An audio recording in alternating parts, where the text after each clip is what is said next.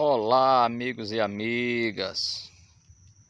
Essa fogueirinha é simbolizando o São João e o São Pedro, porque o São João, graças a Deus, e simbolizando o forró do vaneirão. São João passamos tocando, graças a Deus, não tivemos tempo de fazer a fogueirinha de São João.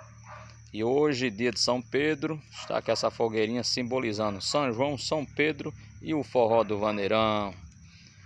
Porque a fogueirinha queima, queima, queimou, haja fogo, haja fogo, haja fogo, haja amor. E hoje também, olha, é aniversário desta igrejinha, Igreja de São Pedro. É meu filho Júnior que deu o nome a ela, que a gente terminamos ela dia de São Pedro, né?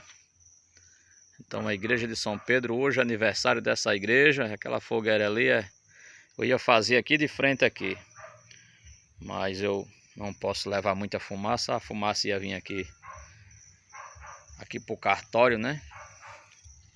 Porque eu moro aqui, ó. Moro aqui nessa casa aqui, né? Onde tem os prédios públicos da cidade do Caipira. Aqui o cartório, lá o comercial Ouro Verde. Eu moro aqui na sede do projeto Aelce Amigo, ó. Então essa fogueirinha aqui, ó,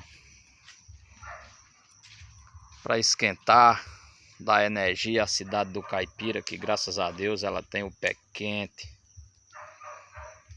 Cidade do Caipira, graças a Deus, abençoada.